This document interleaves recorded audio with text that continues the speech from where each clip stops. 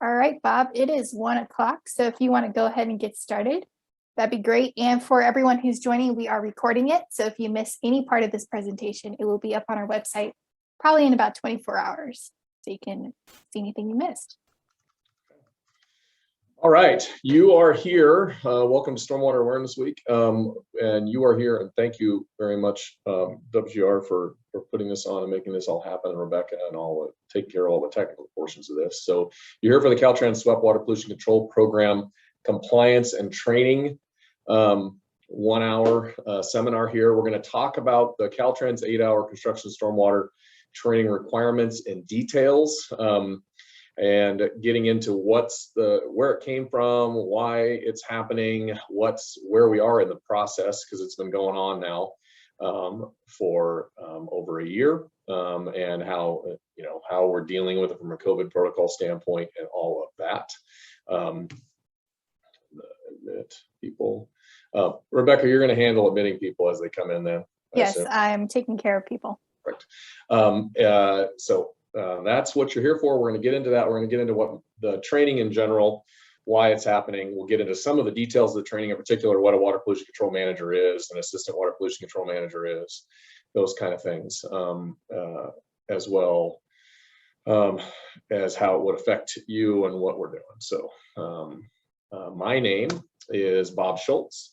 I am the co-owner of Barracks Inc. I'm a professional civil engineer, QSD, a water pollution control manager, CGP tour, a little bit of all those things. I'm a co-owner. We were founded in 2010. We're a full service stormwater consulting firm. We document prep, SWEP's water pollution control programs and the like, program audit, review, and SWEP inspection services for contractors, agencies, municipalities, and developers. Along with SWEP and water pollution control program development and related management and inspections, I also have a background in heavy civil construction. I worked for Teichert Construction for several years, from being a project engineer to an estimator, project manager, a general superintendent as the last role that I had before I left Teichert. So I was managing the field staff for $100+ million district at that point.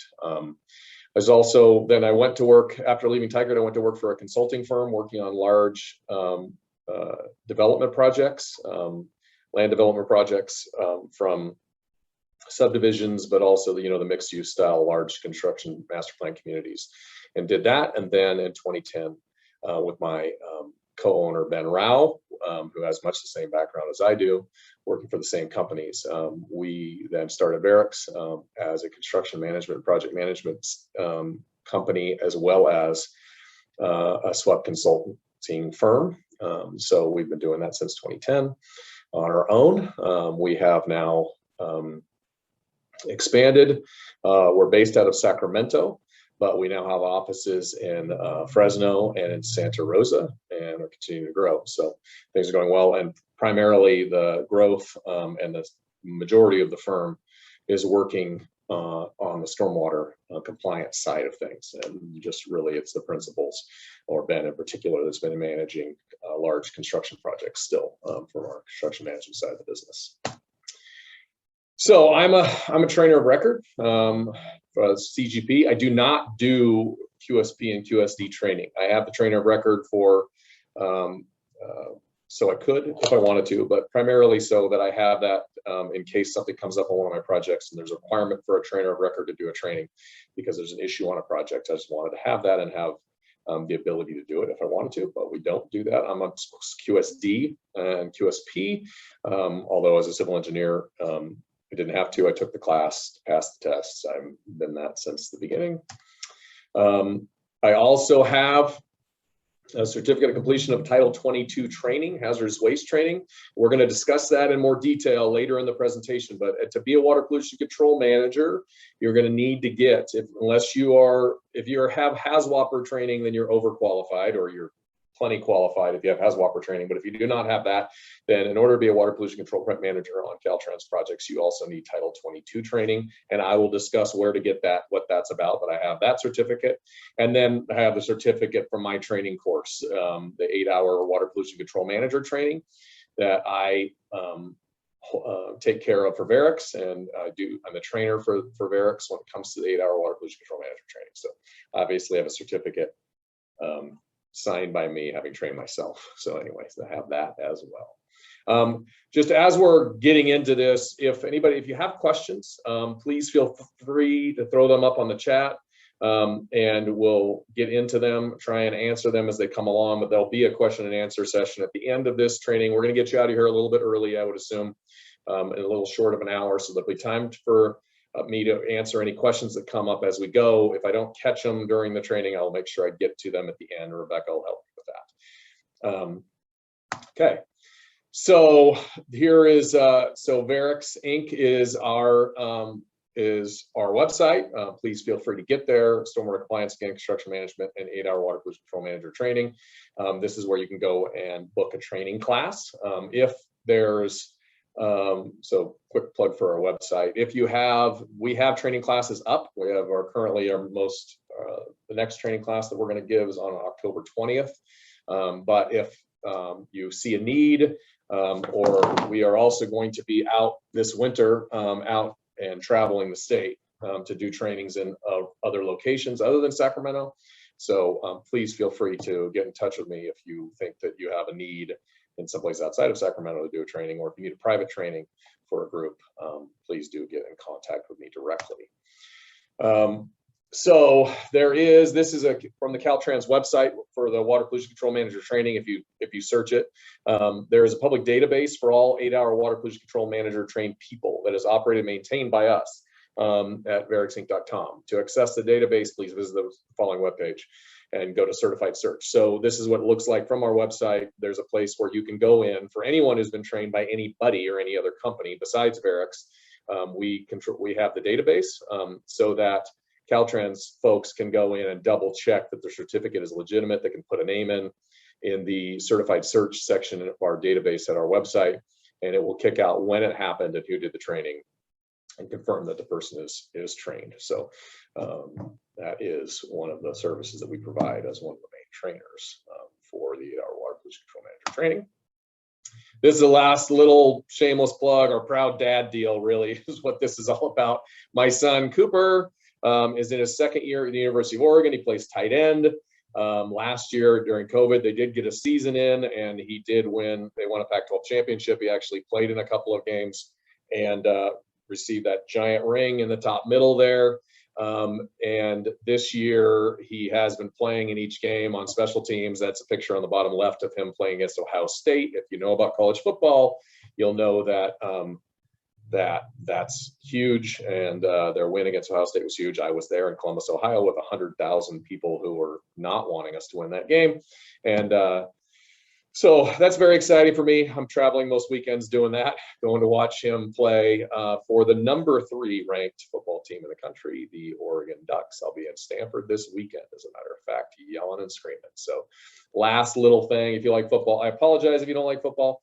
Last little thing, here's a quick highlight from fall camp this year. My son was had a really nice play. He is the final, quick highlight, and he is the guy holding the ball up.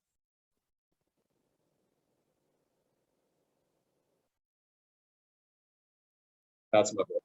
Anyway, okay, now I can get on to the other stuff. So I might have seen that video once or twice and watched it. Anyway, so training timeline and overview, getting into actually what we're here for. On January of 2020, Caltrans issued an update to their specifications, including the new training requirements. April of 2020, the first Caltrans projects of the new training requirement were advertised for bid. July of 2020, the first project that required the training in order to be a water pollution control manager were awarded. Okay, so I was out doing in anticipation of this in January when the blast went out to everyone saying, hey, there's a new requirement and you're gonna have to do this. You got to get people trained. I was out scheduling trainings and going up and down the state to go do that. COVID hit. I actually had multiple trainings that got canceled right out of the gate in March as COVID hit and the restrictions hit. So it has been a struggle since then to train large groups, obviously, for obvious reasons. So COVID hindered the ability to train large groups and hold in-person classes. So the intent originally, without COVID, was that January there was an announcement, and by July of 2020, anybody who wanted to be a water pollution control manager was going to have this 8-hour training, because that's when the jobs were going to be awarded, and you would not be eligible to be a water pollution control manager without having the 8-hour training. So that was the window. Because of COVID and hindering the ability to train large groups and hold in-person classes, there were some struggles there, obviously, to get that done. So Caltrans has been clear, and it's been asked multiple times, so don't bother asking again, because it's been asked multiple times back when this all kicked in, whether or not we could do this 8-hour water pollution control manager training just like this over Zoom. And the answer has been adamantly no, that they want this to be a hands-on training. They want to be able to do some sampling training and those kind of things. That needs to be hands-on. They want people to be in person. So that is not going to be allowed to go to virtual training for this, even with the new COVID restrictions. So Caltrans reiterated that in-person training has to happen. Due to difficulty getting widespread training to potential water pollution control managers, Caltrans issued the following guidance for contractors and REs for a zero-cost change order to remove the requirement for 8-hour training on project-by-project basis.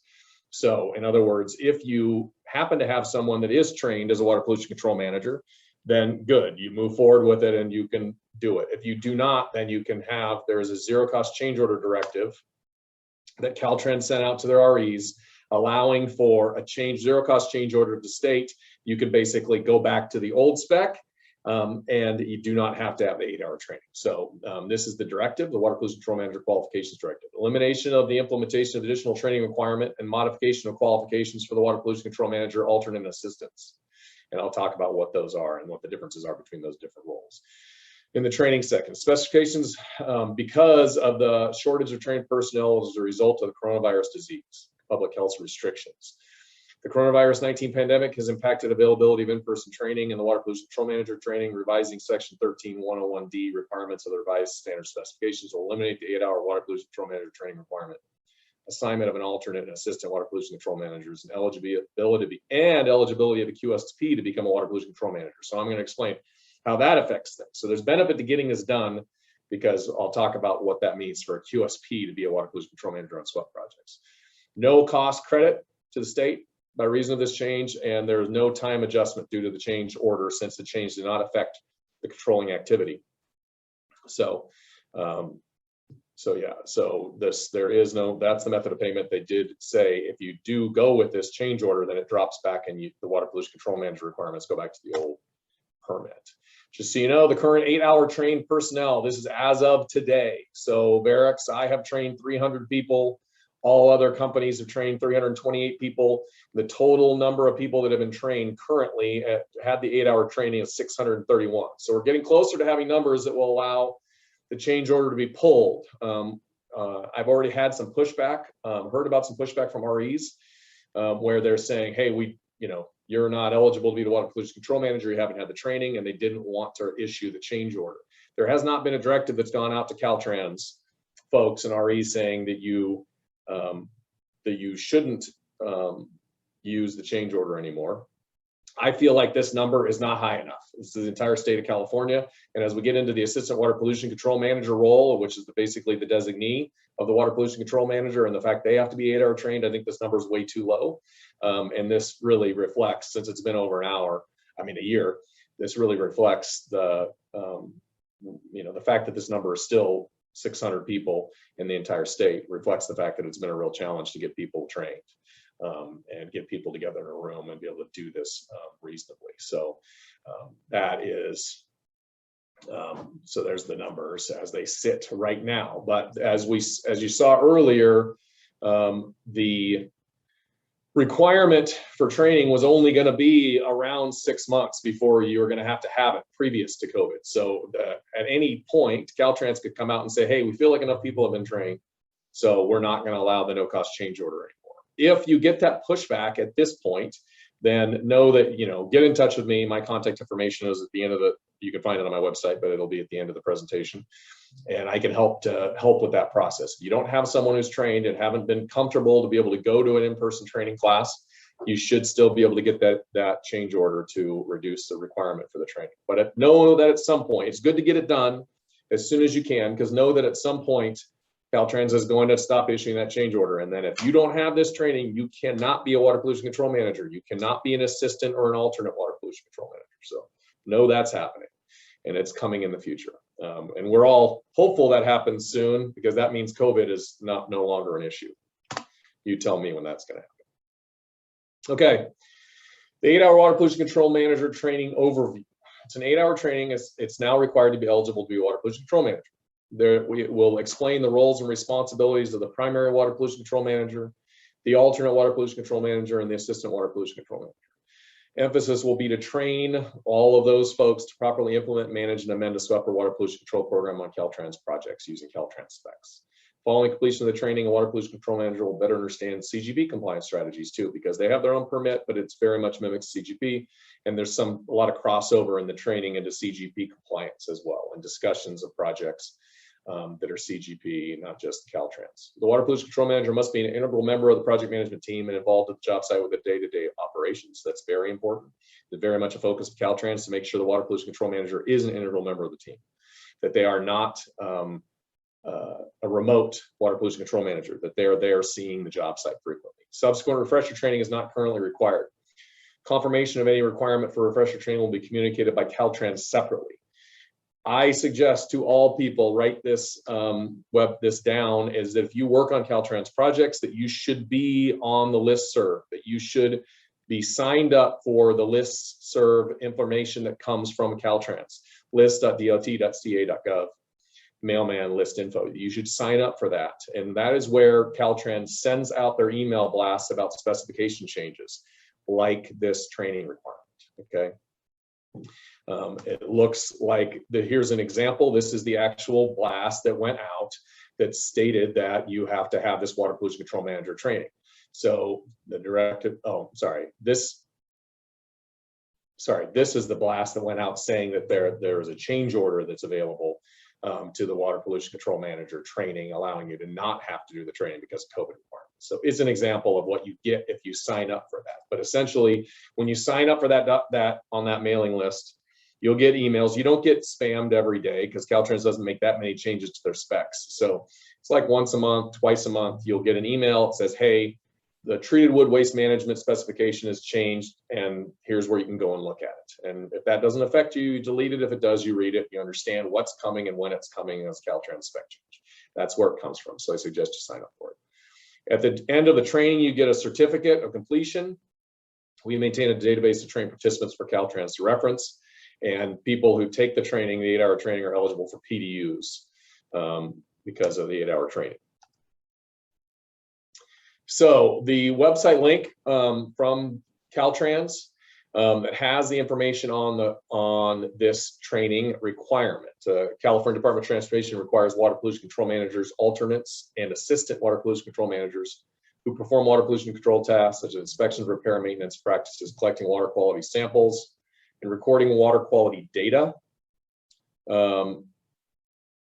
Have to complete stormwater management trainings. That includes this 8-hour water pollution control manager training. The requirement will be in showing up on projects again, April of 2020, and then it came out as of July, the first jobs were issued. The training is initially a one-time training. So there is no follow-up training right now. We all are aware, or should be aware, that there's a new CGP that's coming out. And if you watch the stormwater awareness presentation, the supposition is that we're talking late 2023, early 2024 when that gets in place. But that's going to affect Caltrans and their permit. And so there's going to be some sort of follow-up, whether or not it's formal follow-up or something that gets issued to people who have had the training. We'll see, but there's likelihood. But currently, right now, there's only this initial one-time training for Caltrans. So here is a kind of a depiction of the different roles and responsibilities. So previous to 2009, Caltrans had a requirement for a 24-hour training class. When the permit came out, it's not the new permit. When the permit came out, Caltrans decided that the fact that you have to have a 2-day or a 3-day course in order to be a QSD or a QSP made it so they decided to pull back their need for a 24-hour training for their stuff. So over the years since then, Caltrans stormwater staff have had just became aware and really have kind of interpreted that people do understand about QS or about CGP compliance, but they don't necessarily fully understand the Caltrans language when it comes to compliance with their permit and the way they want stormwater handled. So a couple of years ago, they determined that, okay, we want to have a new training. They set the timing, they set an agenda, they set the timing, an outline for what they wanted people to be trained on, and an 8-hour time limit for it. Then firms like myself put together trainings, and we've been off and running once early 2020 happened. The intent is for you to understand the language and understand the paperwork associated with doing Caltrans work and being a water pollution control manager. There's a different language to Caltrans specifications, and understanding and properly implementing based on what their requirements are. So a QSD a QSD has to take a 3-day class. Has to pass the QSD exam and has to maintain an underlying credential, either multiple ways, but through EnviroCert, you have to have or through EnviroCert, you have to maintain an underlying credential. When you pass the test, then you're a QSD and you can develop and amend SWEPs and water pollution control programs. A QSP, Qualified SWEP Practitioner, is a 2-day QSP class. Take a QSP exam, maintain an underlying credential, and you can develop and amend water pollution control programs and do all of the inspections associated with those two from a CGP standpoint. A water pollution control manager is a Caltrans designation. You can be a QSD or P. It used to be the Caltrans specifications prior to this new spec with this new training requirement. For a SWEP project, only a QSD could be a water pollution control manager. For a water pollution control program project, a QSP or D could be the water pollution control manager. So that was previously what the specs stated. With this new change and the requirement for an 8-hour training, Caltrans now allows that either a QSD or P can be a water pollution control manager on either a SWEP or a water pollution control program. So one of the benefits of getting this training done is that you are then qualified. The other thing is that if you do the no-cost change order because you haven't been able to get the training, it falls back to the old spec. And on a SWEP project, only a QSD could be the water pollution control manager. So there's the benefit of being able to do the no-cost change order to push out the 8-hour water pollution control manager training requirement for a while because of COVID, but then you fall back to the fact that you have to have QSDs as water pollution control managers on SWEP projects. The new spec states you can be either on a SWEP, okay?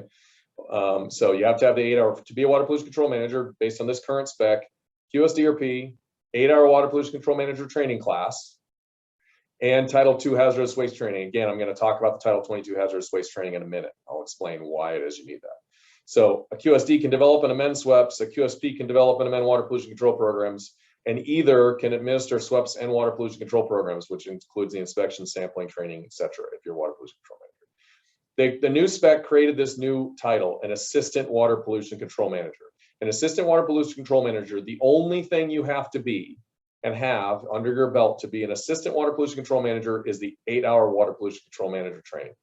That's the only thing you have to be able to be that person.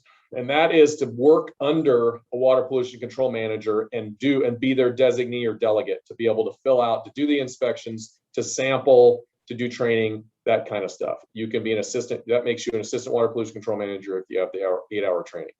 Previous to this spec, a water pollution control manager could have a designee, could have a designee and just do an informal training with that designee, train them on how to do sampling and that kind of thing. They didn't have to have any other certificate. They just had to be trained and work under the supervision of the water pollution control manager, and they could be the delegate or the designee for the water pollution control manager to be taking samples, to be out there actually doing inspections and the like. And then the water pollution control manager would have to sign off on that work. That was the previous spec. This spec now states you have to have an 8-hour training class on top of being trained individually by the water pollution control manager to work under their certificate or under them as a water pollution control manager. You have to be an assistant water pollution control manager for that to happen, okay? And that means you have to take the 8-hour training class.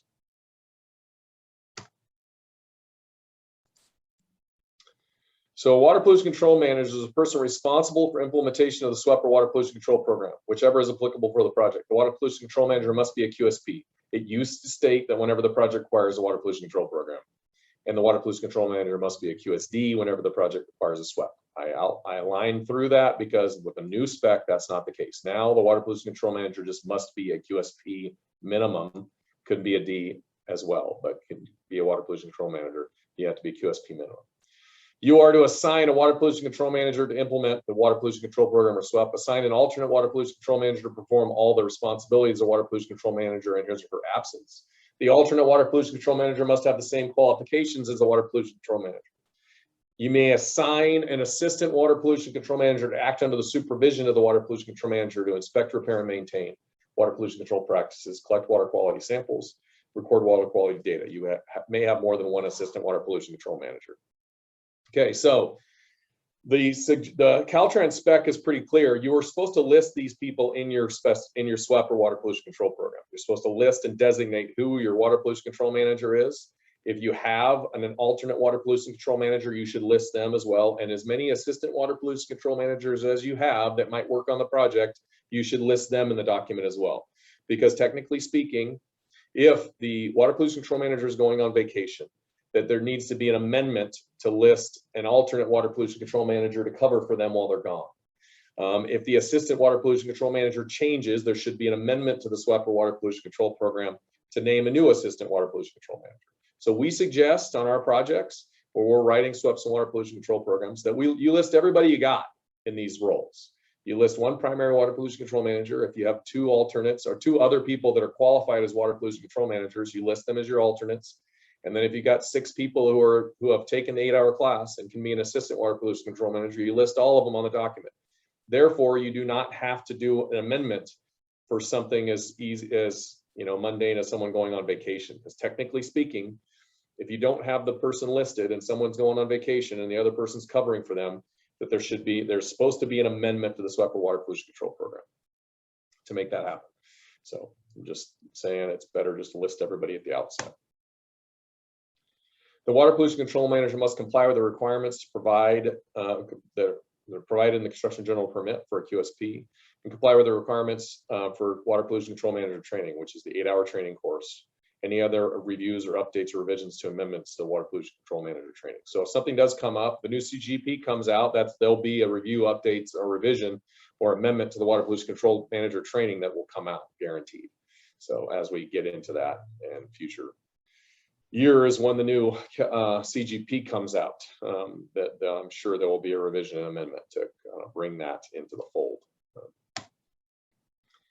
So training for assistant water pollution control manager. So again, I'm hitting this hard, the assistant water pollution control manager understanding, because you need to understand, you need to get people trained in your firm. If you're watching this, if construction companies, anybody who wants to be a part of this process of dealing with water pollution control practices, you're going to need to have more than just your QSPs and Ds at your company trained. You need to get people who are going to want to be delegated responsibilities as assistant water pollution control managers have to be the 8-hour training. You need to get that done.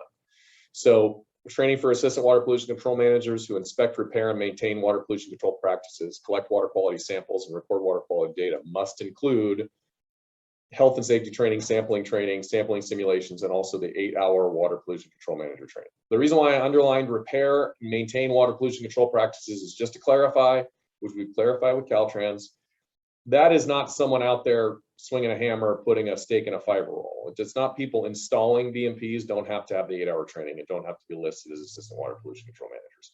It's the designee or delegate of the water pollution control manager, someone who the water pollution control manager wants to go out there and you're going to pull samples for me during rain events. You're going to fill out the inspections in between times when I can be there, and I'm going to sign off on that. That is what an assistant water pollution control manager is. It's not a person physically laboring in the field. It's not necessary for them to have the 8-hour training. So there's benefits to get as many of those people trained as possible, so you have multiple options to have as a delegate or designee. So the water pollution control manager doesn't have to be out there physically doing the work themselves. If you have someone who's out there who does not have the 8-hour training and is taking samples or taking pictures, photos for an inspection, filling out inspection forms, you are out of compliance with the Caltrans specifications. Okay, These are excerpts from the existing specification, changed slightly, but these really haven't changed. The water pollution control manager must be the primary contact responsible for water pollution control work. They must oversee water pollution control work, including maintenance of water pollution control practices, inspections of water pollution control practices, inspections, reports, visual monitoring, preparation, implementation of rain event action plans, sampling and analysis, preparation, submittal of all the reports. I put a line through the SWEP annual certification because that has been changed. The SWEP annual certification was a little bit garbage in, garbage out. It was a one-page document once a year that you had to fill out saying you've been in compliance. Now, to replace that, they've gotten rid of the annual certification. Now there is a requirement for an annual winterization plan amendment that's due on September 15th. So we just passed that recently. So all Caltrans projects, based on this new spec, are required. The SWEP projects, not water pollution control programs, SWEP projects only. All Caltrans SWEP projects that are going to go beyond September 15th are required to have a SWEP winterization plan amendment, and there are details in the new Caltrans spec about what that entails. But it's something that should have been standard operating procedure on all projects prior to this, but now it's been formalized in their specs. Because if you have a project that's going to winter over and you're going to work in the winter, you really should have an amendment to make sure that everybody's on the same page and there's a plan for how to defend that project from a stormwater standpoint. Well, now there's a requirement that as of before September 15th, that you submit a winterization plan amendment. That is a requirement. Now, annual reporting have to be overseen, preparation, submittal of them by the water pollution control manager, and water pollution control practice status reports. You are also required to oversee and enforce hazardous waste management practices under section 1411. You have to have the authority to mobilize crews, make immediate repairs to water pollution control practices. You have to have the ability to stop construction activities from damaging water pollution control practices or causing water pollution. You have to ensure that all employees have current water pollution control training and provide training in collecting water quality samples, implement the authorized SWEP, revise the water pollution control program, or recommend changes. Be at the job site within 2 hours of being contacted. This is get on my soapbox here. This is a focus of Caltrans, and rightfully so. There's been some issues with some consulting firms that have been kind of farming out, renting their certificate as a water pollution control manager with not ever having the intent of actually seeing the job site. And Caltrans has cracked down on that, and they want to know the water pollution control manager is the primary contact responsible for water pollution control work. And so this is not a new spec change. This has been in there. You have to be able to be at the job site within 2 hours of being contacted. So they will ask, they will reject a water pollution control manager if their address is more than 2 hours away from the job site. They will reject a water pollution control manager whose address is a UPS store or a PO box until you can prove that you actually can be there within 2 hours. So they have cracked down on this for them. Water quality monitoring is something that comes up and is a part of the Caltrans specs, and the water quality monitoring, water quality objectives are something that do come up, and that's referring to other permits like a 401 certification that requires water quality sampling. So Caltrans requires that you have to assign a water quality monitor to collect those samples and record water quality data. The water quality monitor must have the same qualifications as a water pollution control manager. So, and it can be one and the same person. But this being said, and this being in here, so water quality monitoring for 401, water quality sampling and analysis days has to be overseen and signed off by a water pollution control manager. And if they're going to delegate or designate someone else to do the sampling for them, they have to be an assistant water pollution control manager, therefore. So they have to have the 8-hour training to be the delegate to do the sampling or on a water quality objectives standpoint on a project. Okay, getting in the environmental stewardship section of the Caltrans specs. This is where we get into the Title 22. So I'm finally getting there. So basically, a water pollution control manager has to be a part of understanding the environmental stewardship side of things and dealing with managing solid waste and hazardous waste. Water pollution control manager must monitor solid waste storage and disposal procedures. So you have to understand that as a water pollution control manager. If hazardous waste is or will be generated on the job site, the water pollution control manager must be knowledgeable of proper handling and emergency procedures for hazardous waste under Title 22. So you have to be able to oversee and enforce hazardous waste, inspect hazardous waste storage areas, oversee hazardous waste transportation activities on the job site. The key thing here is that Caltrans want their water pollution control manager to understand what's happening with hazardous waste and solid waste in the job. In particular, you have hazardous waste that's generated on a Caltrans job. Caltrans needs to know that that material is going someplace that it's supposed to go, that it's manifested, and that it is removed properly and goes to a facility that can handle that material, that you're not going over and cutting a deal and burying it at someone's private property. They need to know that the material is generated on a Caltrans project that's hazardous goes to the proper facility. And they need to know that the Caltrans water pollution control manager understands that process. That's where the Title 22 training comes in. So it essentially states that if you have any kind of hazardous waste in a Caltrans project, in order to be the water pollution control manager, you have to have at a minimum Title 22 hazardous waste generator training under your belt. It is almost impossible to find a Caltrans project that does not have some sort of hazardous waste. Okay, it's pretty well and almost impossible. So if you want to be a water pollution control manager, you need to get this training. I don't have any skin in the game with hazmat school. This is just the training where I did it. This is the last time when I took the course. It cost $125. I have no idea if that's the price still, but this is where most people are taking. So a plug for them, unpaid plug for them, because most people take the class through hazmat school. If you find someplace else, I would just suggest that you send it in and confirm if it's from another firm, if you're not sure that will meet the Title 22 hazardous waste requirement. I know this one does. So you need to have it if you want to be a water pollution control manager. That's the last little piece to the puzzle if you want to be a water pollution control manager. So QSD or QSP, now you have to have the 8-hour training. You got to have the Title 22 training in order to be a water pollution control manager. Okay, to be an assistant water pollution control manager, all you need is the one thing, the 8-hour water pollution control manager training.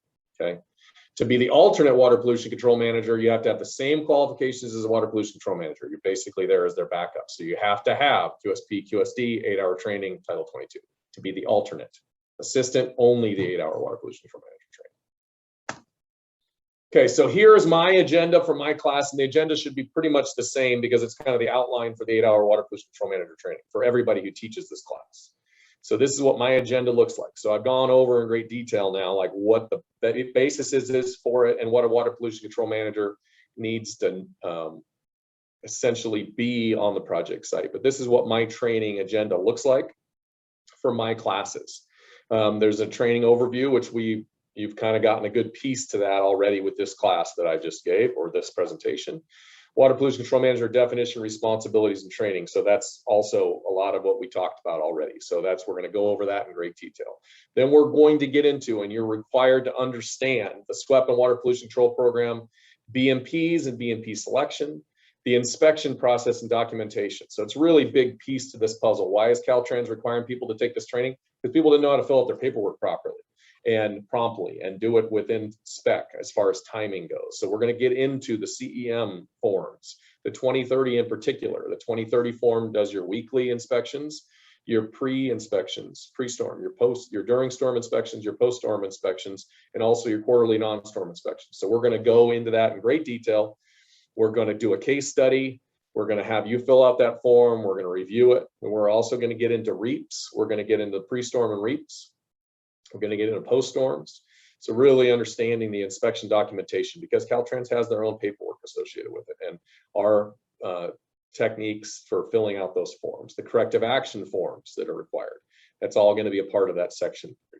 We're going to get into SWEP and water pollution control program resources. Caltrans has some very good guides and manuals on how to develop or how to deal with and maintain SWEPs and water pollution control programs. So we're going to get into some of those resources, where to find them, how to get them, what they do for you, and also what to do. Water pollution control program and SWEP preparation. We're going to go through the preparation manual. We're going to understand the basics of how to prepare and where to find the information, the templates for water pollution control program and SWEP preparation. Recently, Caltrans changed on the water pollution control programs. They're using a different program, and it's escaping me right now. It has been an access template prior to this, but the water pollution control programs now are using a different program to do it as a template. In the afternoon of my training, we're going to do sampling and analysis in great detail, and we're going to do a sampling tutorial. We're going to actually go in, we're going to learn about turbidity and pH sampling. We're going to learn about different methods and how to determine where you should sample on your job sites. what the requirements are for sampling, filling out Caltrans sampling forms, and when you do and when you don't. We're also going to get into, we're going to do hands-on sampling tutorial. We're going to have a competition about turbidity and guessing turbidity of materials. And then reporting and miscellaneous to close out the training. We're going to go into other training, other forms that are critical. Caltrans feels that people have not been filling out their notice of discharge forms properly.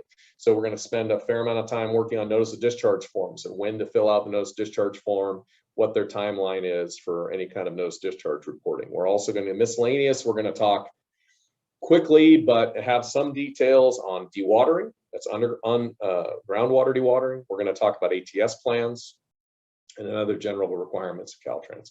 So that's what the 8-hour training agenda will look like on an 8-hour training class. We're going to get into all of that stuff and send you on your way as a well-trained Caltrans person who's proficient in filling out the paperwork associated with it. We do. So everyone knows, so with COVID and everything else, we have been continuing to train at Varix, and some of the other trainers have, some have not been comfortable doing it, but we have continued to train here in Sacramento in our office. We have a very large training space, well ventilated, where we can separate people by more than 6 feet and have people in here safely to be able to do training. So we've continued to do that once a month. And we'll continue to. Our next training class is on October 20th here in Sacramento.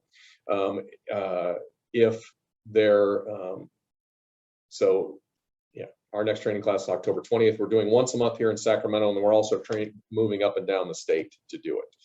So just getting into it, and I'll open up the chat in a minute and look at some questions and answers, but there's my email address, bob@barracksinc.com. If when it comes to training, if you feel like, and I'm going to be ready this winter to get out there and hit the road for contractors and other people and travel up and down the state of California, if you have a group and you think that you want to do your own personal training, or if you have a few people that want to get trained and it's an incentive for me to go there and open it up to others and get a big room and come to you, please get in contact with me at bob@barracksinc.com.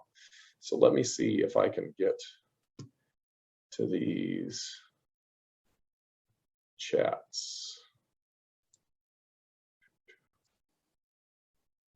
There's a question from Walter, and then there's a question from Mike.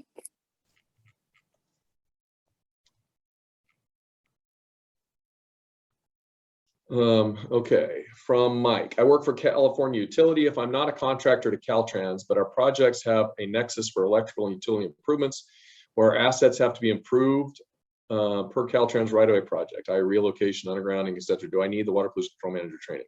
Is the water pollution control manager training requirement only for Caltrans project and their contractors? So the answer to that question is kind of yes and no. So if you have, there's potential. One is that, okay, so this is a Caltrans spec. There are a tremendous amount of municipalities that utilize Caltrans specs. Okay, there's a tremendous amount of municipalities that utilize Caltrans specs, and they're going to likely lag a little bit on this training, but they will mimic this and they'll start to require it. It's up to them how much they want to administer or they want to push a requirement for this training, but they will undoubtedly have the same requirement at some point. Hey, you want to be a water pollution control manager on my project? We're using Caltrans specs. You have to meet the Caltrans requirement. You have to have it. The answer more for you, Mike, is when it comes to an encroachment permit. So you have a project that is going to be, a lot of the project is offsite, but then there's a portion of the project that runs through Caltrans right away. The rule of thumb from those encroachment permit engineers that I've heard from is that if you're, and this is for writing the SWEP, whether you have to use the Caltrans template or use a Casco template or not, and it would be the same thing for when it comes to administering it. If more of the project is within the Caltrans right away than is outside the Caltrans right away, the rule of thumb is you got to meet Caltrans requirements. It's just like if you have Caltrans oversight because they're doing an interchange, and a lot of the interchange is outside the right of way, but some of it's in. If more of it's in than out, then you have to meet the Caltrans requirements. So a little bit of a gray area answer there, but yes, there is potential that if you're working in Caltrans right away, that you'd have to have the water pollution control manager training in order to do the water pollution control, in order to be a water pollution control manager. Hopefully that answers your questions. If it doesn't, please unmute, yell at me right now, and I'll get into it deeper. how many water pollution control managers have been trained? Are there, this is from Walter. So Walter, just going back currently, going back through my slides. Where is this? I can give you the actual stats as of today for the training. There we go. I have trained 300 people. All others have trained 328. So there are a total of 631 people who have been trained at this point. So that gives you, that's not water pollution control managers. That is definitely not water pollution control managers. That is all people. So the issue is that that a lot of those people that I trained at mine, I know, and I'm sure for the others, are people that aren't fully qualified to be a water pollution control manager in all ways. So in other words, they don't have the Title 22 training yet. They're not a QSD or P yet, because it really should be, when you get to that number, there should be more people who are assistant water pollution control managers than actually qualified to be water pollution control managers. That's the word that needs to get out, is we need to get people qualified to be assistant water pollution control managers so they can work as a designee. So that's not 631 fully capable of being water pollution control managers. I've trained a lot of people that walking out of there as an assistant water pollution control manager and may be a years away from being in QSP so they could be the full water pollution control manager. So yes, that, in my opinion, this is a big state. That is a shortage of water pollution control managers. Then I don't know exactly how many of those people would even qualify to be a full water pollution control manager, having the Title 22 training and being a QSP or D. So any other questions?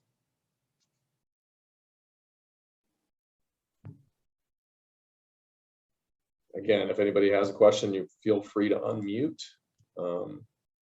and jump in. Awesome. Well, thank you so much, Bob. It was a great workshop. We really appreciate you partnering with us for Stormwater Awareness Week. And as I said before, this was recorded, so you can catch it online if you missed any of it or you want to share it with anyone you know. As far as other workshops for Stormwater Awareness Week, we've got 2 more today. We have one from Clear Creek Systems and one from Endemic Environmental. That starts at 2:15 and then 3:30, and you can catch the links to those on our website, and you can also see what Thursday and Friday workshops we have available. So thank you all so much for joining. Thank you, Bob, for hosting. Okay, thanks, guys.